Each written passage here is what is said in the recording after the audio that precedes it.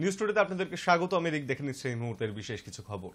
রাজ্যের মুখ্যমন্ত্রী মমতা বন্দ্যোপাধ্যায়ের বিরুদ্ধে মানহানির অভিযোগ তুলে কলকাতা হাইকোর্টে মামলা করেছিলেন রাজ্যপাল সিভি আনন্দ বোস। সোমবার সেই মামলার শুনানি ছিল বিচারপতি কৃষ্ণ রাওয়ের বেঞ্চে। শুনানিতে দুপক্ষের সওয়াল জবাব শেষে অন্তর্বর্তী নির্দেশ আপাতত মুলতবি রাখল কলকাতা হাইকোর্ট।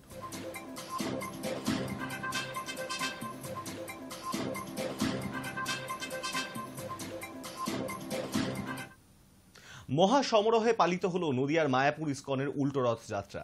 রথে দড়ি টানলেন অভিনেত্রী মিমি চক্রবর্তী। সোমবার নদিয়ার মায়াপুর ইস্কন চন্দ্রোদয় মন্দিরে পালিত হল উল্টো রথ উৎসব। গোটা মায়াপুর ইস্কন মন্দিরকে এক অন্য রূপে সুসজ্জিত করা হয়েছে। রথে দড়িতে টান দিয়ে দেখা গেল দূর দূরান্ত থেকে আসা অসংখ্য ভক্তবৃন্দের। এসে উপস্থিত হয়েছেন বহু বিদেশি ভক্তবৃন্দরা এবং তাদের উচ্ছ্বাসও চোখে পড়ার মতন।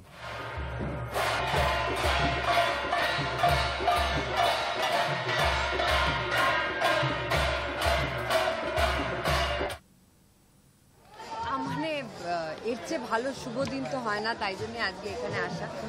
আর খুব ভালো সময় কাটলো, আর আপনাদের সবাইকে শুভেচ্ছা। উল্টো রথের দিন খুঁটি পুজো সম্পন্ন হল দক্ষিণ কলকাতার অন্যতম পুজো ত্রিধারা সম্মিলনীর। ত্রিধারার মূল উদ্যোক্তা রাসবিহারীর বিধায়ক তথা কলকাতা পৌর সংস্থার মেয়র পরিষদ দেবাশিস কুমার নিজেই। তিনি নিজেই পুজোর আচার আচরণ পালন করলেন। খুঁটি পুজো শেষে তিনি জানান, প্রত্যেকবারের মতন এবারও তাদের পুজোর রয়েছে অন্য রকমের চমক। সারা বছর ধরেই মানুষ তাদের পুজোর প্রতি যে আশা প্রত্যাশা রাখেন, সেই আশা এবারেও পূরণ করা হবে বলে জানালেন তিনি।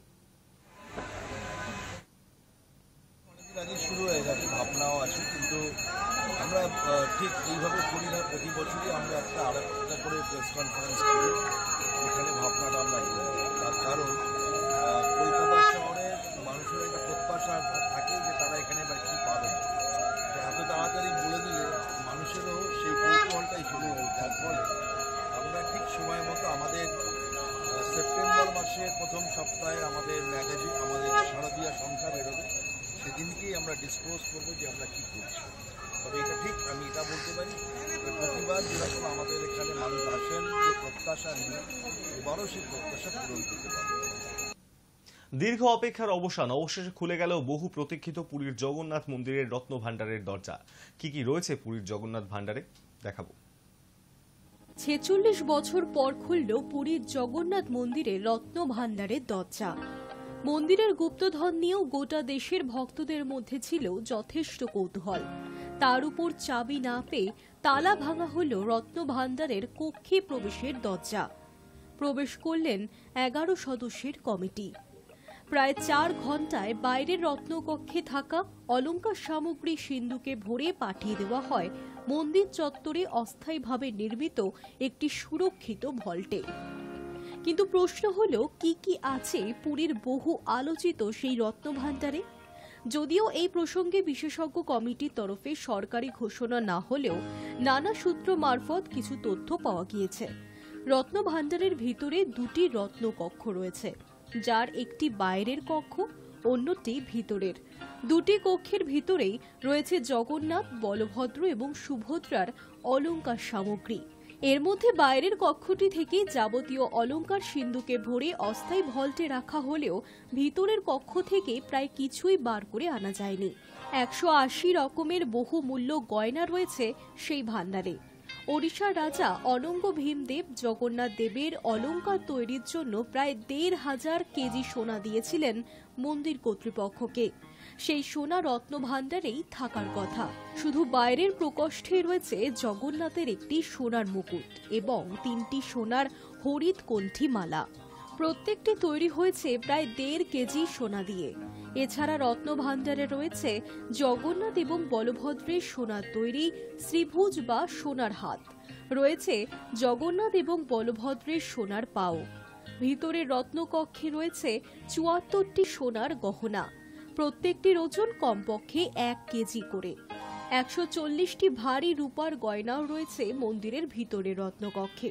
এছাড়া জগন্নাথের অলংকার সামগ্রীর মধ্যে রয়েছে সোনার তৈরি ময়ূরের পালক, কপালে পরার সোনার পট্টি যার নাম চালুপাটি, রয়েছে জগন্নাথের সোনার কানের দুল, সোনার কদম্ব মালা, সোনার চক্র, সোনার গদা, সোনার পদ্ম এবং সোনার শঙ্খ।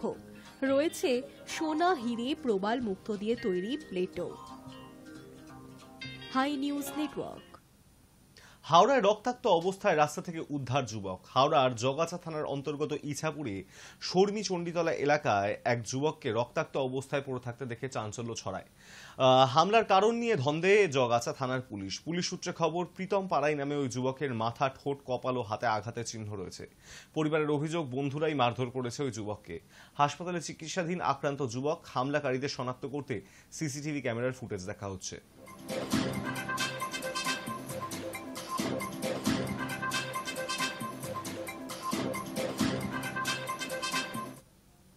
সুন্দরবনের মৎস্যজীবীদের 6 দিনের জন্য মাছ ধরতে না যাওয়ার নির্দেশ। দুশ্চিন্তায় মৎস্যজীবীরা। বৃষ্টি না হওয়ার কারণে সেভাবে মাছ পাচ্ছেন না মৎস্যজীবীরা, তারপর মাছ ধরতে না যাওয়ার নির্দেশ।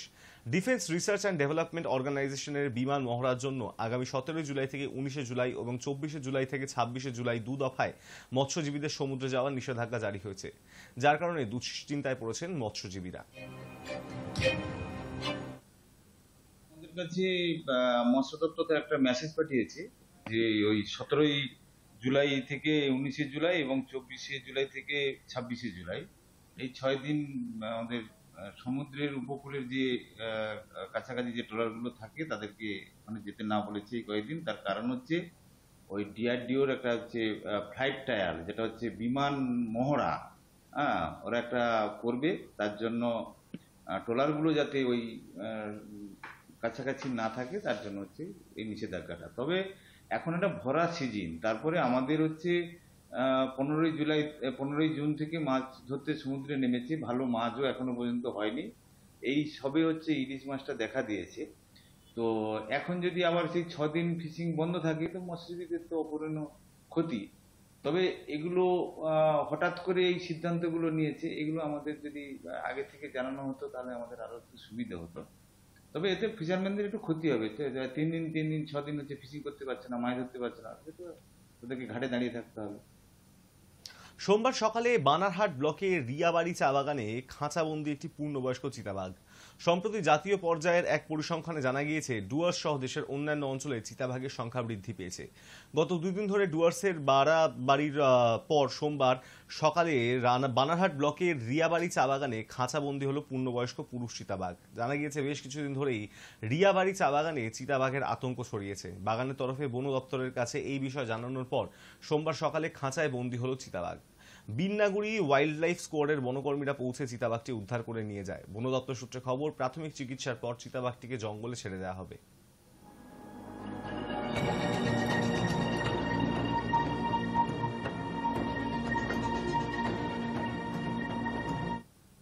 অমর 21 জুলাই শহীদ স্মরণে ধর্মতলা চলো প্রোগ্রামকে সফল করার উদ্দেশ্যে জঙ্গিপুর সাংগঠনিক জেলা তৃণমূল কংগ্রেস কমিটির দ্বারা আয়োজিত হল রঘুনাথগঞ্জ রবীন্দ্র ভবনে প্রস্তুতি সভা। উপস্থিত ছিলেন পশ্চিমবঙ্গ সরকারের পৌর ও নগর উন্নয়ন দপ্তরের মন্ত্রী এবং কলকাতা কর্পোরেশনের মেয়র মাননীয় জনাব ফিরহাদ হাকিম, জঙ্গিপুর সাংগঠনিক জেলা তৃণমূল কংগ্রেসের সভাপতি তথা জঙ্গিপুর লোকসভার সাংসদ মাননীয় খালিলুর রহমান, রাজ্যের বিদ্যুৎ প্রতিমন্ত্রী আকরুজ্জামান মহাশয়, জঙ্গিপুর সাংগঠনিক জেলা তৃণমূল কংগ্রেসের চেয়ারম্যান তথা জঙ্গিপুর বিধানসভার বিধায়ক জাকির হোসেন মহাশয়, রাজ্য তৃণমূল কংগ্রেসের সহসভাপতি মইনুল হক মহাশয়, মুর্শিদাবাদ জেলা পরিষদের সভাপতি রুবিয়া সুলতানা সহ সকল বিধায়কগণ। কিন্তু তার আগে আমরা নন্দীগ্রাম জানি, আমরা সিঙ্গুর জানি, কিন্তু তার আগে কেশপুর, চমকাইতলা, তামা আমাদের ওই ধানতলা, বানতলা, রঘুনন্দন তেওয়ারি, আমাদের হুগলির ভিখারি পাসওয়ান, এই আন্দোলন সারা জীবন মমতা বন্দ্যোপাধ্যায় করেছে। ভালো দেখে টিভিতে বসে বড় বড় কথা বলা যায়, মানুষের স্বার্থে আন্দোলন 26 দিন, যেখানে আপনারা যাবেন 21 জুলাই তার পাশে ওইখানে আমি লাগিয়ে দিয়েছি বড় করে ওই পার্মানেন্ট ডে, যেখানে হাজরায় মমতা ব্যানার্জির মাথা ফাটিয়ে দেওয়া হয়েছিল সেটাও লাগিয়ে দিয়েছি। আর এখানে 26 দিন অনশন করেছিল এই গণতন্ত্রের জন্য। মৃত্যুর কোল থেকে কোন রকমে আমরা তুলে নিয়ে নার্সিং হোমে নিয়ে গেছিলাম শেষ দিন, নাহলে আর একটা দিন থাকলে মমতা ব্যানার্জি মরে যেত। নিউজ টুডে এখন এই পর্যন্তই। দেখতে থাকুন হাই নিউজ, নির্ভীক নিরপেক্ষ।